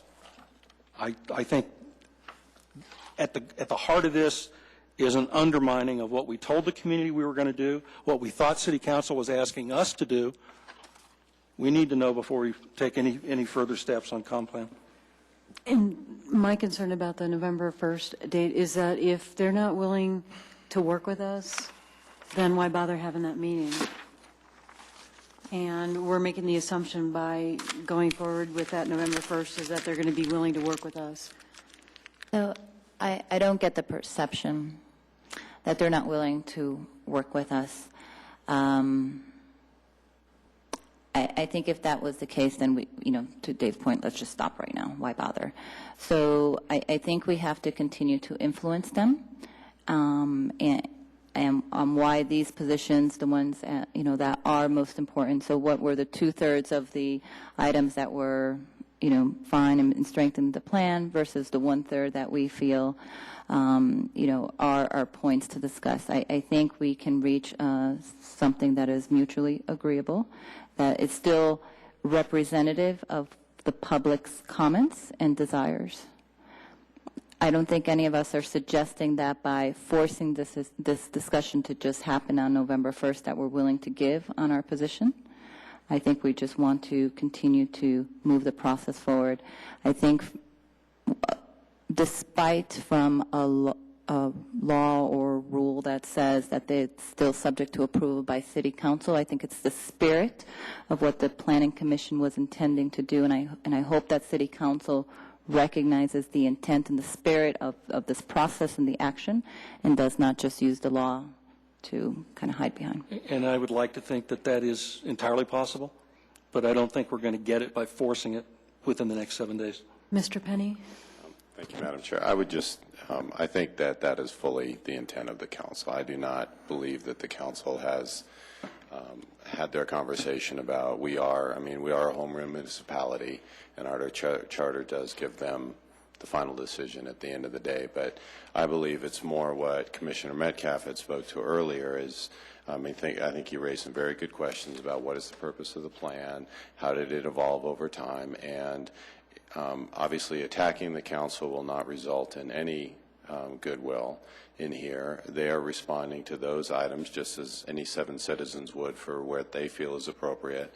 And so I think it is, to go back to Craig's earlier one, is to identify for you all what are those major components that you feel are not in service, as Commissioner Metcalf spoke of earlier. What deviated from what you feel like your original mission was directed at? What creates a disconnect between what you thought the intent of that goal was, and give them specific.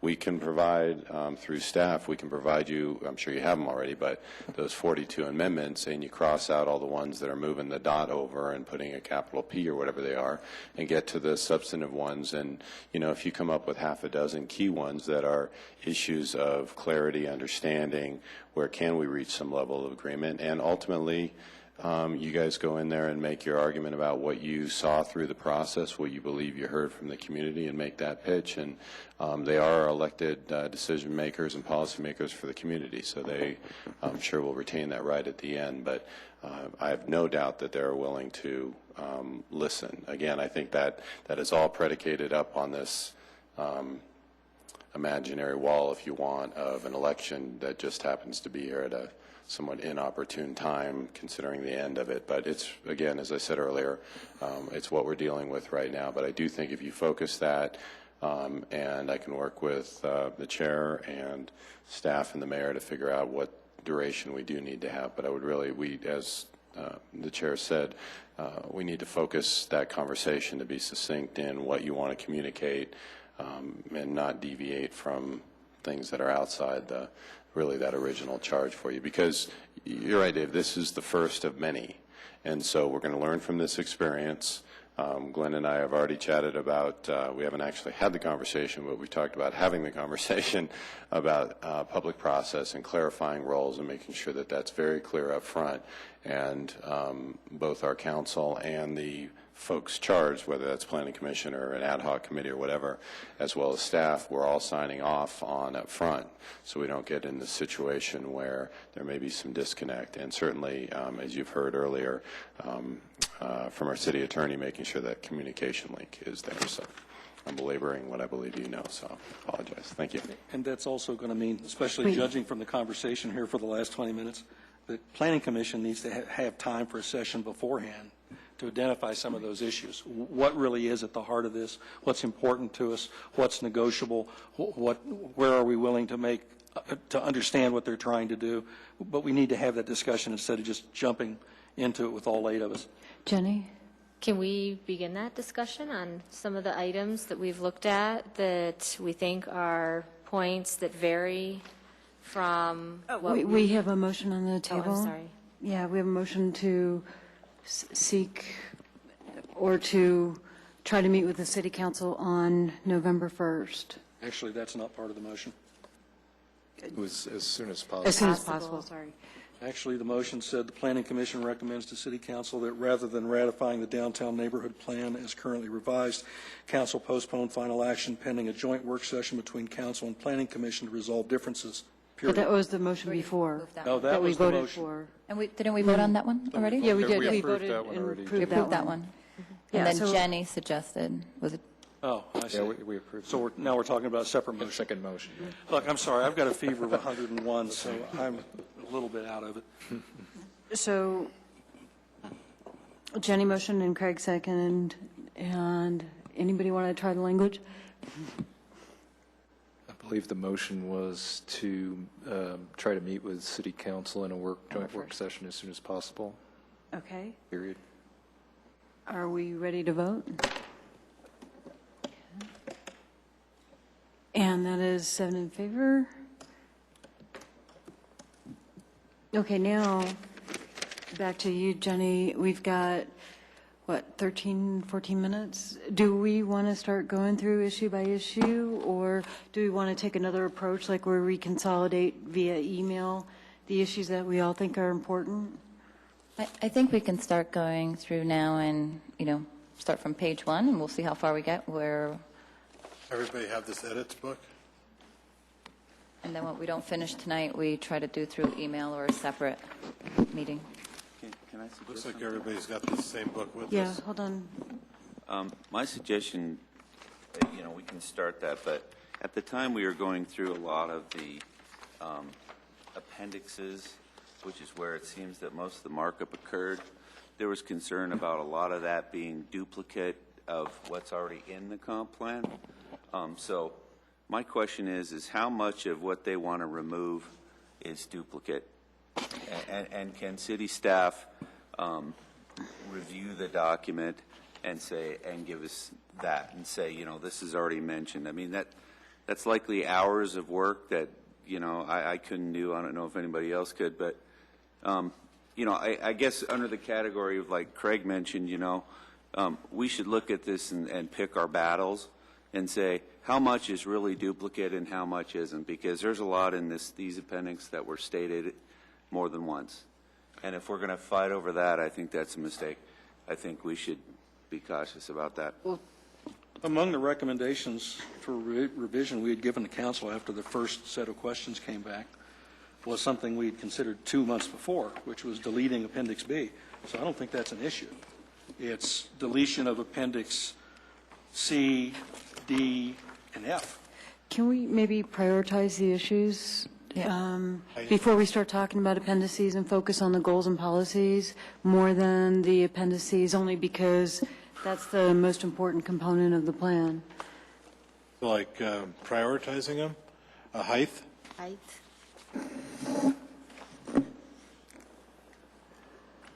Are we in agreement as to our rationale for the height plan that we came up with? Are we in agreement? Because that's what the public perception was telling us? Well, as a bald statement, that's kind of hard to be able to point back to. I would agree with you in that they said they wanted to preserve the downtown character and especially the iconic structures in Main Street while still allowing for reasonable development. I think what we're just trying to get at is highlight what are the issues that we want to talk about. So we're just coming up with So we're not going to go on an when between now elaborate. and the meeting with City Council, are we going to decide what position we're going to take about those topics? Well, We should. we're just addressing the issues. Right. And then I think we'll what go we're back. just trying to do here is just come up with that list of 5, 10, whatever the number is, that are the key issues, then we should meet and make sure we have our stance on our position there. Okay, so height was would all you guys agree it's the number one issue? That's LU 10, correct? I have to tell you, I'm not seeing these as priorities. I'm just seeing these as issues that we need to talk about. Then let's list them. I have the sunset provision, land use, LU 1C.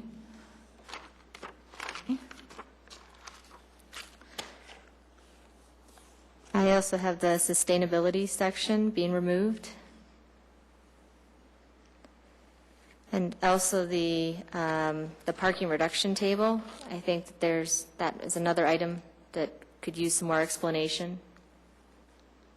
Implementation strategies. Sorry, Glenn. Yeah, even I can't write that fast.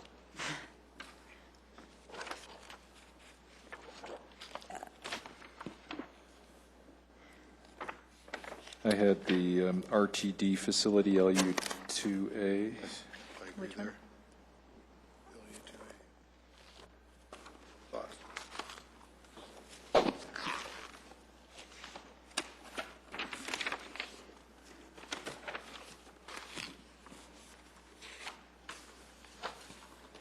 And I have LU 14 and LU 14A.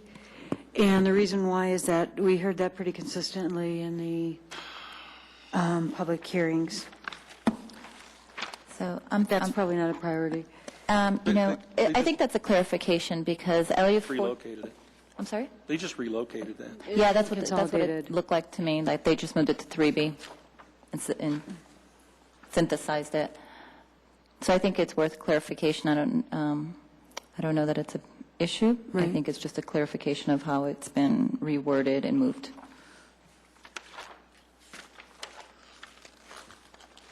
I would just suggest that we do include a discussion of which appendices need to be included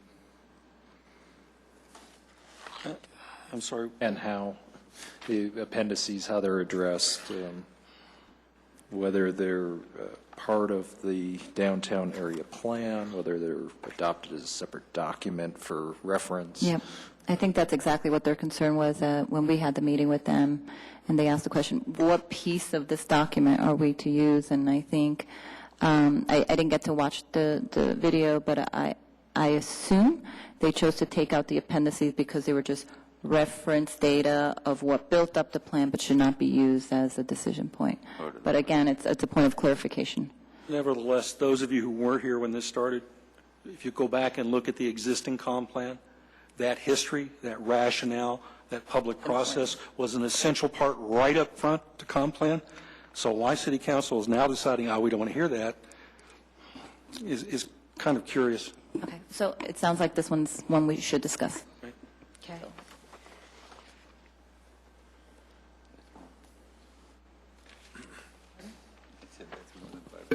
Yeah, we got a lot here.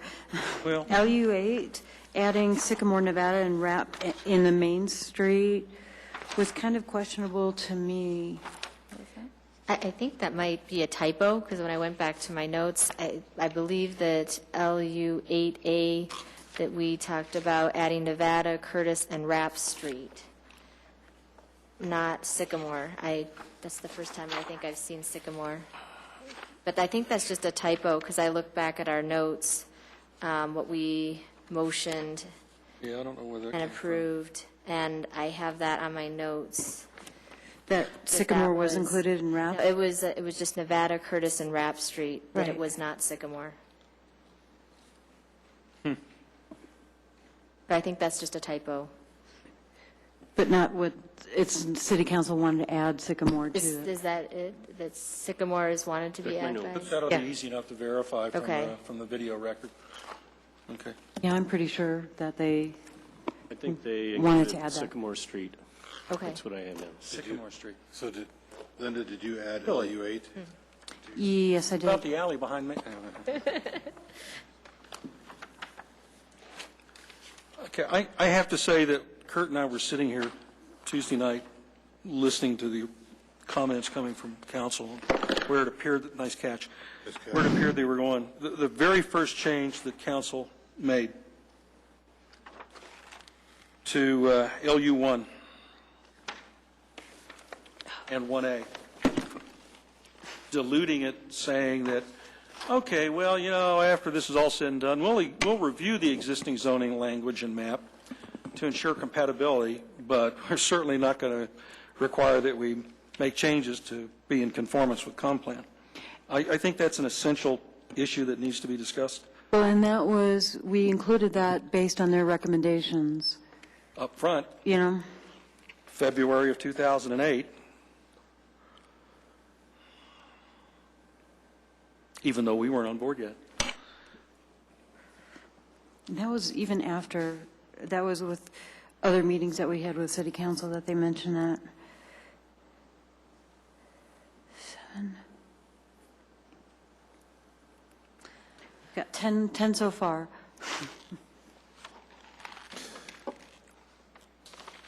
And I do have an issue with LU28 to exclude retail, office, and/or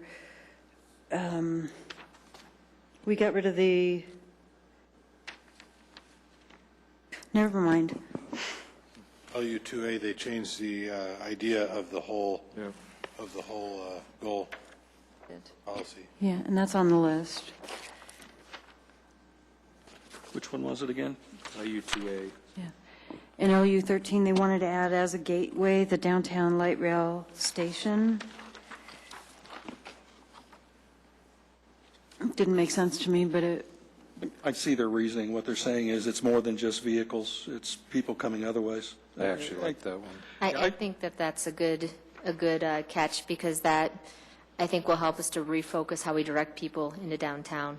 It gives it an elevated effort. Well, that's consistent with what we said we thought we needed to do to enhance connections from the light rail station into downtown and et cetera. So I think it's consistent anyway. And CN4A and detached from the roadway, I mean, I think with all of our studies, we studied that issue extensively, and within the downtown area, you're not going to get many detached sidewalks. I think that's an opportunity for us to share what we learned about varying environments and situation and the relationship between building fronts, sidewalk width, sidewalk activity, protection from passing traffic, traffic width and speed. There are places where a detached sidewalk works, places where it is not only unnecessary but interferes with visibility from the street or the activity on the sidewalk that we have consistently seen as being necessary for a healthy downtown environment. I think it's time we shared that experience with them. So yes, it's a good subject for discussion. So let me recap what we have here, and maybe we can get to a point of conclusion. We've got height, we've got the sunset provision, an LU1C, we've got sustainability, we've got the parking reduction table, implementation strategies, RTD on LU2A, LU14, and the appendices, which we need to include, LU8, Sycamore, Nevada, LU1, and CN4A with the detached sidewalks. So that's 11 items. So now we need to Figure out a way to prioritize them. prioritize them and Pick your top three. That's just a suggestion, and we'll Just go right three? down the line. Just go with three? Why don't, Just yeah, pick there's three no way out of we're that going to get list this of to 11. three. There's no way we're going to get this to three, but let's talk about a couple of things. LU8 really revolves around what streets were intended to be added into those clauses, right? And what we're saying is we think that was just a mishearing of what was said during the discussion? No, it wasn't a mishearing. They totally wanted to include Sycamore. It was not a Does that misspelling. significantly change our intent? Would we not be okay with that? How much does adding Sycamore change the intent of this section? Well, how far on Sycamore? Well, I mean, we said that that half of Sycamore, a half block from Main Street is part of the Main Street district, where the emphasis was supposed to be on commercial, even though it's mixed use overall. We've got 2 minutes to. I'm just trying to see if there's some way we can dispose of this. Yep. Okay, it sounds like we can't. Okay, LU14, which was about cultural amenities. I think what I said at the time, and Karina, I think, echoed it, is all they did there was take it from LU14 and use it in place of what we had as LU3, right? So it's still there. So do we really need to talk about that? I don't see it Seriously? as a priority. I think we should all just revisit that one. Right. So let's revisit it on our own time, look at LU14, and the modifications was made to LU3B is what they added. So how many of you guys think that height is probably the biggest priority? Just raise your hand. Certainly, 1 of 3. 1 of 3. Okay, height. So Jenny, what are your other two? Oh, all right. Well, the implementation strategies, I actually thought that to be one of the most important pieces, especially to move this plan forward. Michael? Hey, help, Madam Chair. So we are going to have an implementation piece. Whether it's included within the plan or not is up to you deciding whether or not it's possible. I'm curious on the 9 o'clock, but we'll talk about that at 9:01 when you're adjourned, I guess. 9:02. 9:02. But we will, as staff, be presenting council with an implementation plan. Whether it's included within the adopted plan or not, rest assured there will be one. So from my perspective, you could cross that one off your list, and we, Glenn, will work with you guys on the details of that. And the other one, Linda, if it helps, I think Karina, I believe you brought it up, was the sunset provision. There are legal implications on that, I think, more than whether or not it was a policy decision from council on that. And so that may be one that we can talk more with the city attorney on. But I would also recommend that not be one of your top ones, because I think it is more around the legal implication than it is the policy action of the council. You know, I want to just mention something about the implementation plan. We did talk about the work plan, and it's still in the introduction, and we still talk about bringing to Planning and Zoning Commission a work plan. So as Michael said, there is that portion that is still in the plan. It's just not the detailed list, which we'll have to show you at some point anyhow. And Michael, the time issue is because I committed to a number of planning commissioners that we'd get out of here by 9-ish. Now, I know this smacks of backsliding, but I'm going to want to talk about LU3, where they're talking about community events. Wait, aren't we done with the list? No, I don't think so. Okay, LU3. Well, here's why. LU3A says facilitate and support the use of Main Street and its cross streets as a setting for community events. The new LU3B says work with civic groups to promote downtown cultural art festivals and events. I'm sorry, is there a difference there I'm missing? Or aren't they saying the same thing? LU3B before had been trying to address temporary impacts of those events. Somehow or other, council distorted that into, oh, you're going to change all of zoning because of what might be going. No, we're not. We're just saying we think staff needs to work with the group organizers to talk about mitigating impacts. So I think that needs to be on the list. So how about this as a suggestion? What about emailing your top 3 items to staff and then they can compile a list and send it back? What do you think? That's really what I intended, is not for all of you to reach a consensus on the top 3, but if you give us all your top 3, we'll add them up and show you the score. Could we rank them from 1 to 10 instead? No, seriously. When you do the top 3, 1 to what happens 12. is everything else gets dropped out of sight and you never hear about it again. No, because... Well, I'm just talking about past discussions within this group on trying to get to this document in the first place. And when we tried to do the top 3 as opposed to ranking, once we got past those top 3, we never got past those top 3. So another way to also do this, another important way to do this is, what are the bottom 3? So it's almost like, what am I willing to not talk about, but what do I absolutely want to talk about? So at least we can drop what is okay to drop, and everyone recognize and acknowledge we're dropping this, because, you know, the point is we'll always talk about the top 3. It's everything else. So we need to be very clear of what we are all okay with dropping. So that's where the bottom 3 comes in. Steve? I suggest we do the ranking of 1 to 10 and do the matrix like you were saying, the scoring, and which will come up with the top 3 or 4 or 5 or however many. And the bottom 3. And if you do it in reverse order, your highest priority is 10, then whatever gets the most votes is necessarily going to float to the top. Okay. So are we in agreement to do that then? We will send you the list. I'm not quite sure where we ended up with LU3B. Was that something to be added to the list? Or we can just trust David to bring it up as discussion wanes with City Council later on. Yes, I'm okay with the LU3B being on there. Yeah, Right. I think so. And I would just drop make sure- LU14 off as we discussed. LU14 was... Now we have 11. LU14 is gone? You know, where did 14 get moved to by council? Wasn't it 6 or? And I would, Karina, you? well, LU14 went to 3. can- LU3B. Linda, I think we that's can all- take oh. sunset off of there. Okay, well, then, actually, that means we can talk about 14 and 3 altogether. Yeah. Do you mind Hey. if we leave Sunset in and see how it ranks? Okay. Oh, yeah. We'll put them together, LU3B and LU14 as one. Okay. You want me to run through the list, just make sure that we have it correct? Yes. Sure. Okay, we have height, we have the sunset provisions, sustainability, the parking reduction table, implementation strategies, the RTD land uses, Which is, LU3B, LU14. Which appendices do you keep and which do you axe?